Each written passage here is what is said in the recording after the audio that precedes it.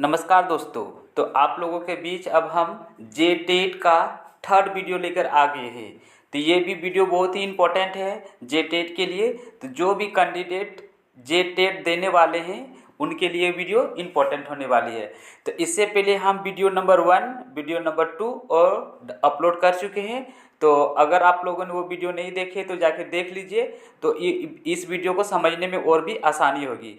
Video number 1 में हम बताए थे कि टीचिंग, जिसको हिंदी में बोलते हैं शिक्षण, टीचिंग मतलब शिक्षण होता क्या है उसके बारे में बताए थे।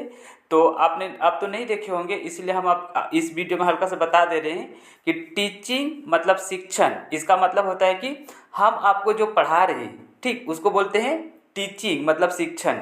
और आप जो सीख रहे हैं वो होता है लर्निंग मतलब अधिगम। और ये हम फर्स्ट वीडियो में सब बताए थे। सेकंड में बताए थे nature of teaching, nature of teaching, ठीक, प्रकृति, शिक्षण का प्रकृति, ये बताए थे कि शिक्षण की प्रकृति बताए थे। उसके बाद उसमें और एक बताए थे कि teaching is an arts, arts वह एक कला है। टीचिंग क्या है? एक कला है, मतलब शिक्षण एक कला है, ठीक। और ये कला हर किसी के पास नहीं होता है, कि इसीलिए हर कोई टीचर नहीं होता है। तो ये फर्स्ट वीडियो और सेकंड में बता दिए हैं। अब थर्ड हम लोग देखने वाले हैं, जो कि इस वीडियो में हम लोग देखेंगे। तो थर्ड में हम लोग का टॉपिक्स है जो हम लोग पढ़ रहे हैं वो है शिक्षा, शिक्षण एक विज्ञान के रूप में, ठीक, शिक्षण एक विज्ञान के रूप में, टीचिंग एज अ साइंस, ये आज का मेरा टॉपिक्स है। टीचिंग एज अ साइंस, ये मेरा आज का टॉपिक्स है, जिसका मतलब होता है शिक्षण एक विज्ञान के रूप में।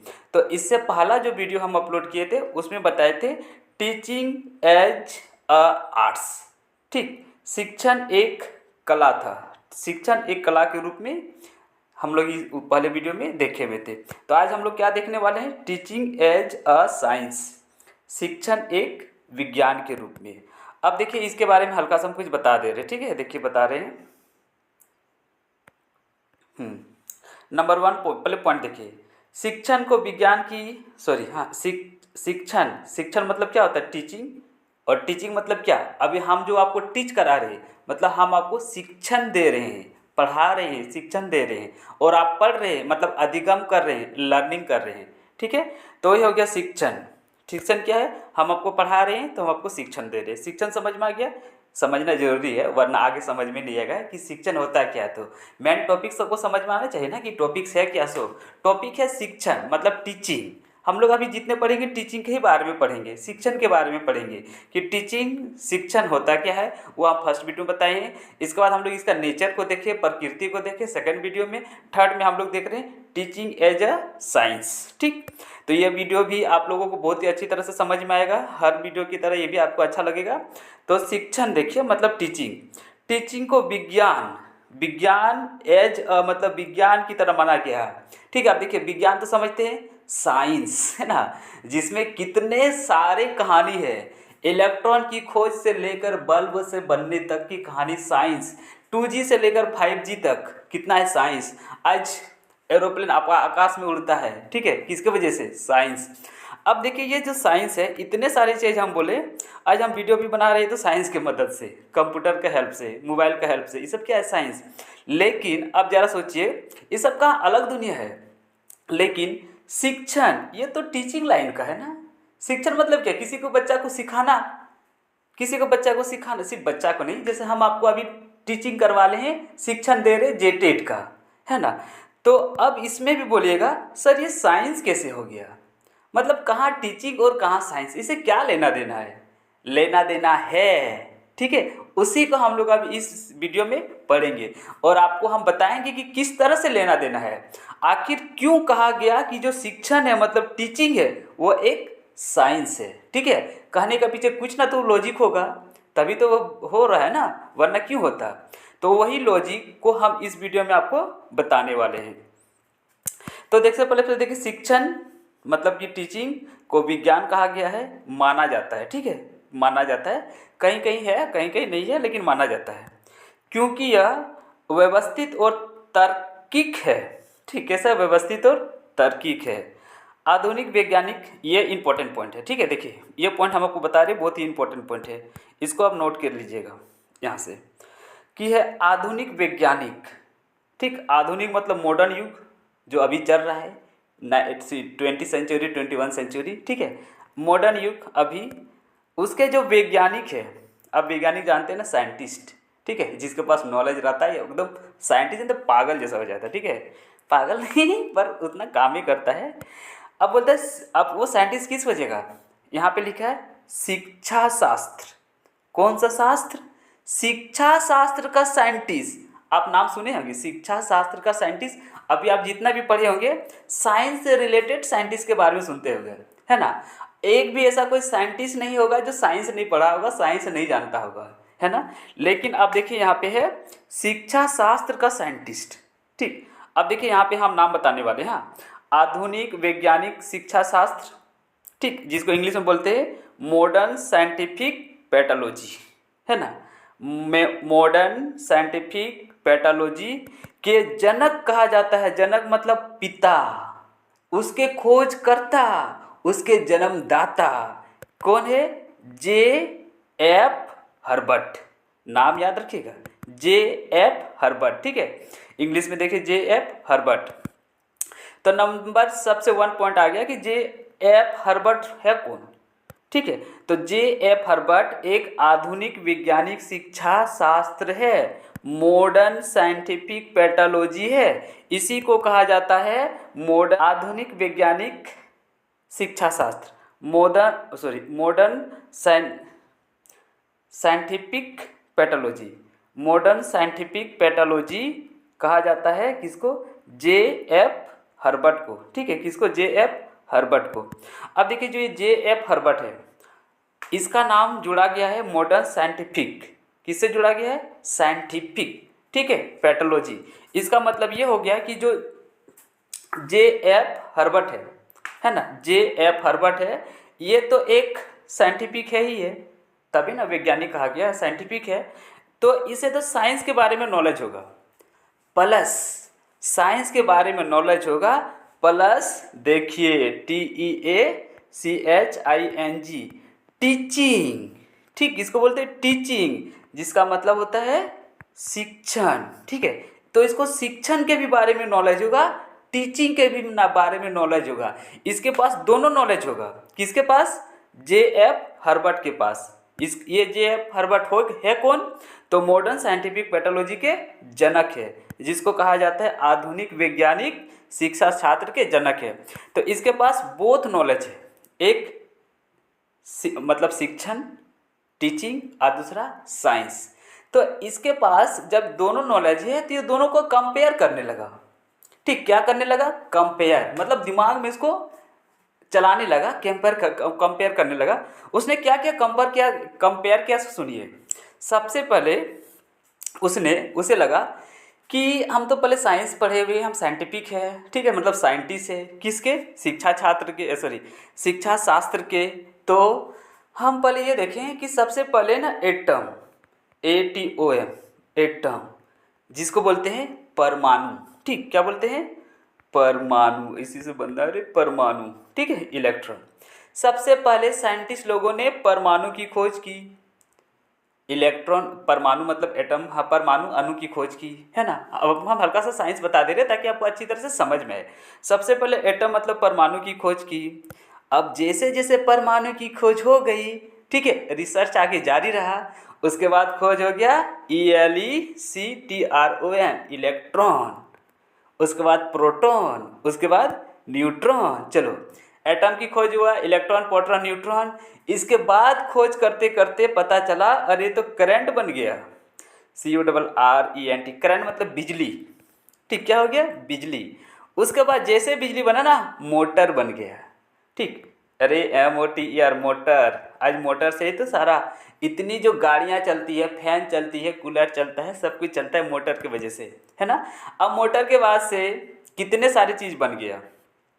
आज जो मोबाइल बना है ये भी करंट से ही चल रहा है ना, भले चार्ज करते पर AC करंट, DC करंट है, तो कुछ ना कुछ तो इसको एनर्जी दे रहे हैं ना, ठीक है। टीवी क्या एक साइंस है। तो जो वो साइंटिफिक था जिसका नाम था जे एफ हर्बर्ट, ठीक है, मॉडर्न साइंटिफिक पैथोलॉजी, जे एफ हर्बर्ट, वो दिमाग लगाया कि सब सारा का सारा प्रोसेस ना एक सिस्टम पे है। है ना। साइंस बिना सिस्टम का चलता नहीं है। ठीक, अब जैसे मान लीजिए ना करंट को छू दीजिए, अब वो करंट ये नहीं देखेगा कि तुम गरीब है कि अमीर है, छोटा है कि बड़ा है, जानवर है कि इंसान है, डायरेक्ट पटक देगा। क्यों? क्योंकि वो सिस्टम पे चलता है। ठीक, साइंस किस पे चलता है? सिस्टम पे। हाँ, ऐसे SYSTEM, सिस्टम। तो उसने ये बात तो पता कर लिया कि साइंस जो है वो सिस्टम पे चलता है। अब तो वो एक टीचिंग भी था, मतलब शिक्षण करवाने वाला था, टीचर भी था। उसको दिमाग में आया कि जो टीचिंग होता है, मतलब कि जो शिक्षण होता है, ये भी जो है वो क्या बोलते हैं, सिस्टमेटिक है। ठीक, तो उसने पहले दिमाग लगा के देख लिया कि साइंस जो है वो सिस्टमेटिक है, और टीचिंग जो है मतलब शिक्षण है वो भी सिस्टमेटिक है। अब बोलेगा सर क्या बोलते हैं, हाँ, शिक्षण कैसे सिस्टमेटिक हो गया? ठीक है, वो किस तरह से सिस्टमेटिक हो गया, योजनाबद्ध हो गया। ठीक, सिस्टमेटिक मतलब योजनाबद्ध। तो देखिए वो किस तरह से हो गया। जैसे इसमें आता है सिलेबस। ठीक, क्या आता है? सिलेबस। अब सिलेबस देखिए, पहले पहला क्लास स्टैंडर्ड 1, ठीक है, स्टैंडर्ड 1, उसके बाद 2, उसके बाद 3, उसके बाद 4, उसके बाद 5, उसके बाद 6, उसके बाद 7, उसके बाद 8, उसके बाद 9, उसके बाद 10, उसके बाद पढ़ते रहता आगे। तो देखिए एक सिस्टम पे है कि नहीं। अब कोई भी पहला क्लास पढ़ने के बाद उसको डायरेक्ट 5 में एडमिशन करवा दीजिएगा तो वो पढ़ने सकेगा? नहीं सकेगा, है ना। तो ये एक सिस्टम है। अब उसका माइंड में खटकने लगा। किसका माइंड पे? बोलिए ना, J.F. हर्बर्ट। ठीक है, याद रखिएगा। ठीक, किसका माइंड पे? J.F. हर्बर्ट का माइंड पे ये खटकने लगा कि जो टीचिंग है, मतलब जो शिक्षण है, वो भी एक प्रकार का सिस्टमेटिक है। बिना सिस्टमेटिक का शिक्षण चलता नहीं है ना। तो इसी ने बताया, ठीक, कि जो शिक्षण है एज अ क्या, एज अ साइंस, मतलब टीचिंग शिक्षण एज अ साइंस है, वो एक साइंस है। ठीक है, तो अब हम इस पॉइंट को पढ़ते हैं। विज्ञान की, ठीक है, विज्ञान मतलब साइंस की तरह ही, ठीक है, मतलब उसी का तरह, जैसा अभी हम एग्जांपल दो के बताइए ना कि विज्ञान की तरह ही शिक्षण भी एक निश्चित पाठ्यक्रम सिलेबस के अनुसार, ठीक है, व्यवस्थित तरीके से चलता है। तो मतलब शिक्षण भी एक सिस्टमेटिक है। ठीक है, सिस्टमेटिक जैसे क्रमबद्ध, है ना, सिलेबस हो या फिर करिकुलम। ठीक है, करिकुलम, सिलेबस, सारा का सारा क्या चलता है? सिस्टमेटिक, है ना। हम लोग का जो इंडिया का जो एजुकेशन सिस्टम है वो क्या है? सिस्टमेटिक है। ऐसा तो नहीं कि बिना सिस्टमेटिक का रहेगा। बिना सिस्टमेटिक का रहता तो कौन क्या पढ़ता है कुछ पता ही नहीं चलता, है ना। जैसे अभी हम हिस्ट्री, जैसे अभी हम कोई सामाजिक विज्ञान SST का जेटेड देता होगा तो उसको पता होगा कि सिस्टम पे किस तरह से होता है। पहले जैसे 3 पीरियड होता है हिस्ट्री में ना, प्राचीन भारत का इतिहास, मध्य भारत का इतिहास और उसके बाद आधुनिक भारत का इतिहास। तो वह सिस्टम आया कि नहीं? ऐसा तो नहीं। अगर आप प्राचीन नहीं पढ़िएगा और डायरेक्ट आधुनिक पढ़िएगा तो आपको समझ में आएगा नहीं, क्योंकि वो सिस्टम है ना। तो एक सिस्टम के तरीके से होता है। तो उसको लगा, J.F. हर्बर्ट को लगा कि साइंस और टीचिंग दोनों सिस्टम को फॉलो कर रहा है, इसीलिए उसने कहा कि जो टीचिंग है, मतलब जो शिक्षण है, एक क्रमबद्ध है। क्रमबद्ध मतलब सिस्टमेटिक। ठीक है, उसमें सिलेबस फॉलो करता है, करिकुलम फॉलो करता है, स्किल वगैरह भी फॉलो करता है। तो J.F. हर्बर्ट ने ही कहा कि शिक्षण एक साइंस है, शिक्षण एक विज्ञान है, उसने कहा। तो पहला पॉइंट नंबर याद रखेगा, ठीक है, सिस्टमेटिक। ये प्रूव करता है कि विज्ञान एक शिक्षण है। हो गया प्रूव। ठीक, इस वजह से तो वही हो गया कि देखिए, हाँ, अब बता रहे हैं कि शिक्षण भी एक निश्चित सिलेबस के अनुसार व्यवस्थित तरीके से चलता है, इसीलिए कहा जाता है कि जो शिक्षण है वो एक साइंस है। अब नंबर 2 पॉइंट, ठीक है, फर्स्ट पॉइंट शायद समझ में आ गया। अब नंबर 2 पॉइंट, जो कि नंबर 2 पॉइंट है प्लान, मतलब नियोजित। अब प्लान क्या होता है देखिए, हाँ, तो देखिए अगर साइंस की तुलना करें तो बिना प्लान का साइंस में कुछ भी नहीं होता है। ठीक है, साइंस में प्लान करना पड़ता है। जैसे मान लो डायरेक्ट तुम 5G ला सकता है, अब भारत में प्लान करो कि पहले 2G, 3G, 4G, उसके बाद 5G नेटवर्क। अब प्लान किया होगा तब जाके आया होगा, है ना। उसके बाद आपको कोई रिएक्शन करना है, ठीक, तो जैसे तैसे मिला दीजिएगा क्या, जैसे तैसे मिलागे तो ब्लास्ट भी हो सकता है।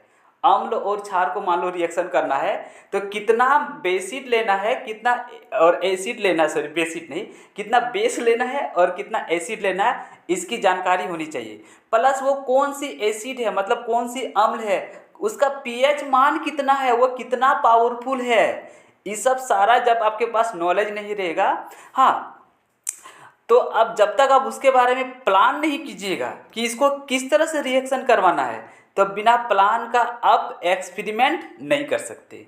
मतलब आपको एक्सपेरिमेंट करने के लिए भी साइंस में क्या करना होगा, प्लान करना होगा, मतलब नियोजित करना होगा। अब ये जो जे एफ हर्बर्ट था, ठीक, कौन था, जे एफ हर्बर्ट। तो जे एफ हर्बर्ट बोला कि हम लोग विज्ञान में तो प्लान बनाते हैं, तब जाके कोई एक्सपेरिमेंट में वगैरह होता है, ठीक है। अब उसी तरह से क्या शिक्षण में, मतलब टीचिंग में भी प्लान करना पड़ता है। हाँ, प्लान करना पड़ता है, बिना प्लान का कुछ नहीं होता है। जैसे देखिए, हाँ, ज़्यादातर बोलेगा जो फ्रेश वाला टीचर होता है ना, जो प्राइवेट स्कूल का है, हाँ, नया नया इंग्लिश मीडियम स्कूल, ठीक है, पढ़ाने नहीं जाता है, या बीएड वाला टीचर जो इसको ना क्या क्या बोलते हैं, ट्रेनिंग में देता है। अब उसको तो उतना पढ़ाना लिखाना आता नहीं है, जानता नहीं है, अरे कल स्कूल जाना है, क्या पढ़ाएंगे क्या नहीं पढ़ाएंगे, कुछ पता नहीं है क्या करना है, सो तब वो प्लान बनाएगा, क्यों ना हम घर से तैयारी करके जाए। अब जो स्कूल में पढ़ाना है वो पहले घर में 2 बार 3 बार 4 बार पूरा पढ़ लेगा, पूरा रट लेगा, अब स्कूल में जाके पढ़ाएगा। तो देखिए वो क्या बनाया, बोलो ना, प्लान किया, ठीक है, बच्चे को पढ़ाने के लिए तो पढ़ाया, मतलब टीचिंग, शिक्षण कराया।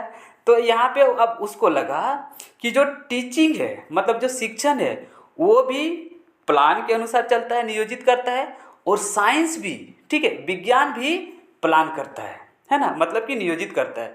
तो दोनों तो सेम हो गया। तो उसको लग गया कि शिक्षण मतलब टीचिंग एज एन साइंस, ठीक है। तो बोला कि शिक्षण एक साइंस है, इस वजह से बोला, ठीक है। अब इसमें से देखिए क्या क्या फायदा है, सो देखिए, शिक्षण पूर्व नियोजित होता है। पूर्व नियोजित मतलब पहले से नियोजित करना होगा, आपको प्लान बनाना होगा तभी होगा। अब तुरंते जाके सोचिए ना, आपको सोचिए ना, हम ही जैसे आपको बीएड अभी का वीडियो सॉरी बीएड जेटेड का वीडियो बना रहे हैं, तो वीडियो बनाने से पहले हम प्लान किए थे कि क्या सिलेबस में दिया है हमको वही पढ़ाना है। तो हम पहले सिलेबस को देखे, फिर उसको प्रिपेयर किए, फिर वीडियो का क्या बोलते हैं फॉर्मेट तैयार किए, हाँ, मटेरियल तैयार किए, फिर आपको हम पढ़ा रहे हैं। तो कितना प्लान किए, बोलिए, प्लान किए ना, तब आपको अभी हम शिक्षण करा पा रहे, टीचिंग करा पा रहे। तो टीचिंग और शिक्षण भी क्या करता है, प्लान करता है। तो पूर्व नियोजित मतलब पहले से, ठीक है, जिसमें स्पष्ट उद्देश्य हो, मतलब ऑब्जेक्ट हो, उद्देश्य। तो मेरा यहाँ पे ऑब्जेक्ट क्या है, बोलिए ना, मेरा यहाँ पे ऑब्जेक्टिव मतलब उद्देश्य है कि आपको हम जेटेट का अच्छी तरह से कॉन्सेप्ट क्लियर करा दें, ठीक है। जो टॉपिक्स पढ़ा रही, अभी मेरा टॉपिक्स है शिक्षण मतलब कि टीचिंग, तो टीचिंग को हम आपको अच्छी तरह से आपको वो करा दें, कॉन्सेप्ट क्लियर करा दें, जिससे आपको कोई भी प्रॉब्लम नहीं होगा और जे टेट आसानी से निकाल सकिएगा, ठीक है। तो हो गया ऑब्जेक्टिव मतलब उद्देश्य। तो प्लान का उद्देश्य होता है, जैसे विज्ञान में एक्सपेरिमेंट करेंगे, है ना, अगर हमको पानी बनाना है, क्या बनाना है, पानी H2O, ठीक है, तो हाइड्रोजन और ऑक्सीजन को लेंगे, है ना, तो प्लान करेंगे तब ना, बिना प्लान का होगा ठेंगा, बिना प्लान का कुछ भी नहीं होता है, हमको नियोजित करना होगा, ठीक है। उसी तरह से हमको स्कूल में पढ़ाना है, मान लो साइंस, या फिर मान लो ना बीएड का कुछ पढ़ाना है, या फिर जेटेड का कुछ पढ़ाना है, तो हम प्लान करेंगे तब जाके पढ़ाएंगे, मतलब नियोजित करेंगे तब जाके पढ़ाएंगे, तभी आपको ऑब्जेक्टिव मतलब उद्देश्य मेरा पूरा होगा कि हम आपको जो सिखाना चाहते थे वो सिखा दिए, तो मेरा उद्देश्य पूरा हो गया। आगे देखिए, शिक्षण मतलब टीचिंग, विद्या और सीखने के प्रतिफल, जिसको बोलते हैं लर्निंग आउटकम, है ना, लर्निंग आउटकम। अब हम आपको जो लर्निंग कराएं, आपको कुछ ना कुछ तो आउटकम मिलेगा, मतलब कि बेनिफिट मिलेगा, आपको सीख लीजिएगा तो आपको अच्छा लगेगा, मतलब आपको समझ में आ जाएगा कि हाँ, जैसे मान लो मेरा पर्पस था कि आपको जोड़ सिखाएं, ऐड सिखाएं, सम सिखाएं, और आप सीख लिए, 2 और 2 कितना होता है 4, जोड़ सीख लिए, तो हो गया लर्निंग आउटकम, आपको ये बहुत अच्छा लगा। उसके बाद देखिए, आप मेरा जो वीडियो देख रहे हैं जेटेट का, अगर ये टॉपिक्स आपको अच्छी तरह से समझ आ जाता है तो आपका जो लर्निंग आउटकम है वो मेरा सक्सेस हो जाएगा, मतलब मेरा जो ऑब्जेक्टिव है वो पूरा हो जाएगा।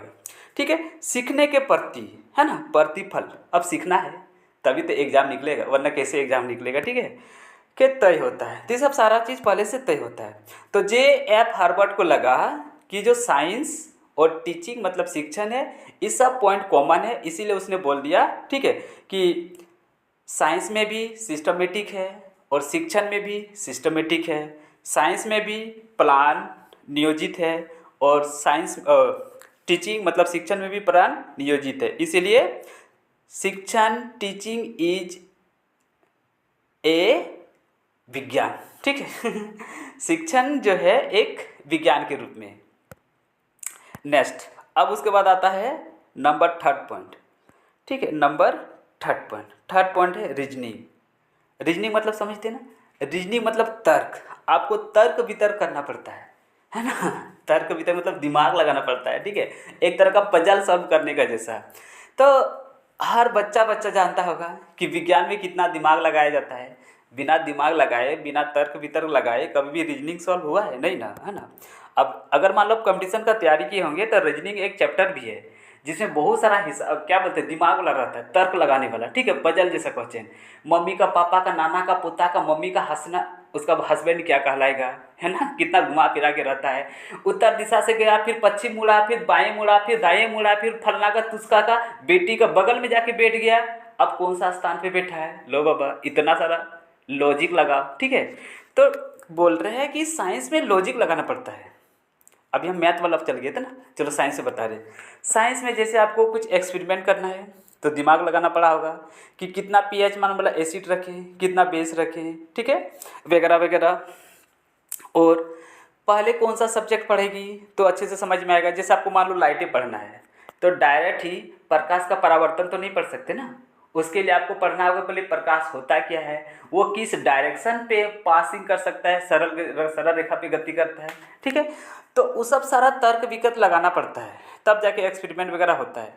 तो ये तो जान गए कि विज्ञान में तर्क लगाना पड़ता ही पड़ता है, नहीं तो कुछ होगा नहीं। तो विज्ञान एक रीजनिंग का जैसा है। अब उसको लगा क्या ये पॉइंट टीचिंग मतलब शिक्षण में भी लागू होता है, क्या टीचिंग और शिक्षण में भी हम लोग को दिमाग लगाना पड़ता है। तो एकदम लगाना पड़ता है। बिना तर्क वितर्क का आप किसी को शिक्षण करा दीजिएगा, किसी को पढ़ा दीजिएगा, पॉसिबल ही नहीं है। ठीक है, आपको दिमाग लगाना ही पड़ेगा। इसी में सबसे पॉइंट आ जाता है क्रिटिकल थिंकिंग, है ना। क्रिटिकल थिंकिंग तो करना ही पड़ेगा वरना कुछ होगा नहीं। जैसे मान लो कोई कमज़ोर बच्चा है तो उसको पढ़ाने के लिए आपको दिमाग लगाना होगा। ठीक है, कि इसको कैसे याद कराएं। याद कराने के लिए आपको स्टोरी बताओ या कोई ट्रिक बताओ या उसको हंसा के बताओ, रुला के बताओ, दो छड़ी लगा के बताओ, जैसे बताना है बताओ, लेकिन उसको सिखाना है। ठीक है, मेन उद्देश्य से सिखाना। तो उसमें हम लोग क्या किए, तर्क लगाएं, वितर्क लगाएं जिसको बोलते हैं रीजनिंग, है ना। तो यहाँ पे भी हम देखें कि ये जो पॉइंट है कॉमन है रीजनिंग का, मतलब विज्ञान में भी हमको रीजनिंग तर्क लगाना पड़ता है और एज ए टीचिंग मतलब कि शिक्षण में भी तर्क वितर्क लगाना पड़ेगा वरना टीचिंग लगेगा नहीं। अभी हम इतना आपको तर्क वितर्क लगा के घुमा फिरा के क्रिटिकल थिंकिंग एग्जाम्पल दे दे के समझा रहे, ये सब क्या है, तर्क वितर्क लगा रहे हैं ना, तभी तो आपको समझ में आएगा। ठीक, आगे देखिए, इसमें हर क्रिया के पीछे, क्रिया मतलब काम, वर्ब। ठीक है, ये इंग्लिश नहीं है पर बता दे रहे, क्रिया मतलब कोई काम। इसमें हर काम जो होता है, हर जो क्रिया होता है के पीछे, हाँ अब उसके पीछे कोनो लड़की का पीछे नहीं, ठीक है, काम के पीछे, पढ़ाई के पीछे, हाँ वैज्ञानिक तर्क मतलब साइंटिस्ट, उसका दिया हुआ कोई तर्क रहता है, मतलब एक तरह का थ्योरी बोल सकते हैं। वो लोग जो तर्क देगा थ्योरी ना कहलाने लगता है। तर्क और ठोस आधार होता है। अब यहाँ पे सॉलिड लिक्विड गैस वाला ठोस नहीं है, ठीक है, कोई मजबूत आधार वाला होता है। ठीक है, तो वैज्ञानिक जो तर्क और ठोस लगाता है उसी के आधार पर बोल सकते हैं कि मतलब उसमें दिमाग लगाते हैं। तो रीजनिंग के बेस पे, तर्क वितर्क के भी बेस पे लगा जे एड हर्बर्ट को कि जो विज्ञान है नहीं, जो टीचिंग है मतलब शिक्षण है वो एक विज्ञान के रूप में है, बताया गया। ठीक है, आगे पढ़ते हैं अब हम लोग। नेक्स्ट आगे है समय, नेक्स्ट पॉइंट। ठीक है, टाइम बाउंड मतलब समय सीमा। समय सीमा, टाइम बाउंड, समय सीमा, ये नेक्स्ट पॉइंट हम लोग का। इसमें देखिए बताया कि शिक्षण मतलब टीचिंग प्रक्रिया एक निश्चित समय के भीतर पूरी की जाती है ठीक है, निश्चित समय के भीतर पूरी की जाती है। हाँ, अब इसमें कैसे बोल सकते हैं कि जो ये विज्ञान है सो मतलब साइंस है सो, तो जैसे अभी देखिए हम लैपटॉप से, मोबाइल से, कंप्यूटर ने मोबाइल और लैपटॉप का उदाहरण देते हैं कि अच्छा समझ में आएगा। मोबाइल और लैपटॉप इलेक्ट्रिकल चीज़ है, मतलब इलेक्ट्रॉनिक सामान है, ठीक है। इसमें साइंस तो लगे भी किया है, बिना साइंस का सॉफ्टवेयर है, हार्डवेयर है, दोनों बना हुआ है, जुटा हुआ है, ठीक है। सॉफ्टवेयर उसका आत्मा हो गया और हार्डवेयर उसका शरीर हो गया, तो इसमें साइंस लगा हुआ है। अब इसमें देखिए, हाँ, कुछ दिन या कुछ घंटे बाद उसका चार्ज क्या हो जाता है, ख़त्म हो जाता है। चार्ज ख़त्म हो जाएगा, बैटरी ख़त्म हो जाएगा, है ना। अब चलिए ना हम कुछ और एग्जांपल लेते हैं। चार्ज मान लो ख़त्म हो गया, बैटरी मान लो ख़त्म हो गया, ठीक है। क्यों? क्योंकि इसका जो समय सीमा है वो लिमिट है, ज़्यादा देर चलेगा नहीं, फिर उसको चार्ज करना होगा, ठीक है। 1 दिन, 2 दिन, 3 दिन, ज़्यादा से ज़्यादा 6 दिन, जैसे इन्वर्टर भी होता है। तो उन लोग का चलने का एक समय होता है, सीमा होता है, जिसको बोलते हैं टाइम बाउंड, है ना।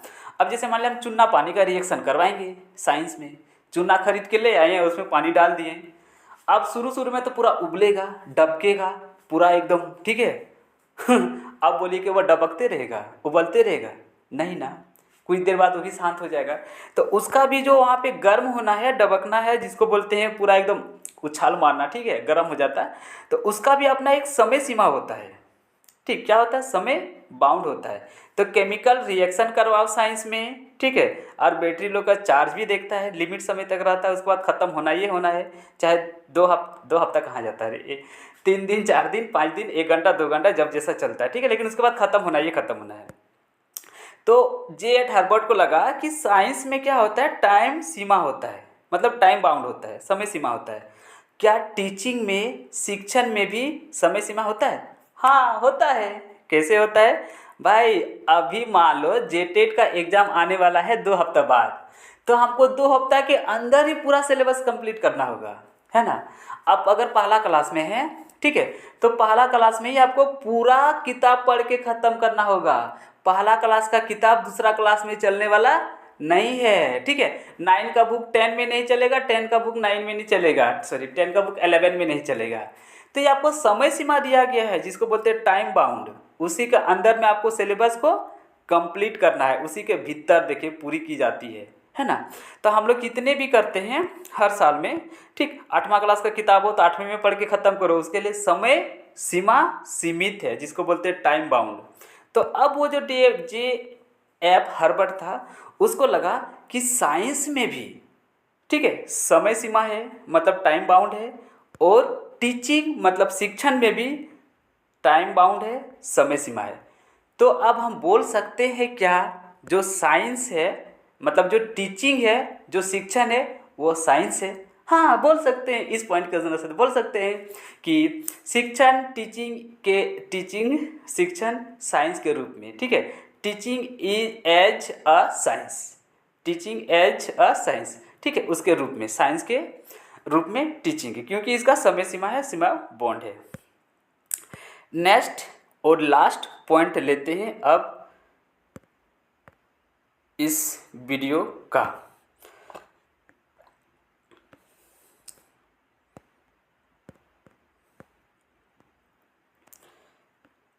तो नेक्स्ट पॉइंट है टेक्नोलॉजी। लो रे, टेक्नोलॉजी ठीक, टेक्नोलॉजी ना, टेक्नोलॉजी जिसको बोलते हैं इनोवेशन, ये याद रखे, इनोवेशन जिसको बोलते हैं आईसीटी, है ना, short form. Technology, innovation, ICT. सुनो, टेक्नोलॉजी तो आप जानते होंगे, है ना, इलेक्ट्रॉनिक सामान ज़्यादातर जो होता है। इनोवेशन समझिए, इनोवेशन मतलब, अब देखिए आईसीटी ये कंप्यूटर से रिलेटेड, ठीक है, कंप्यूटर, है ना। आईसीटी टीचर भी होता है स्कूल में।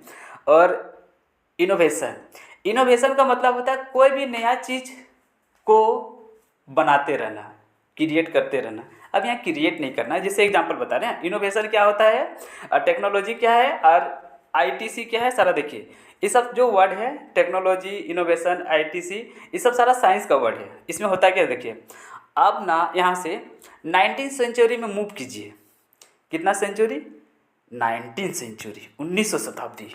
ठीक है, उसमें क्या होता था? पहले लाइन नहीं था।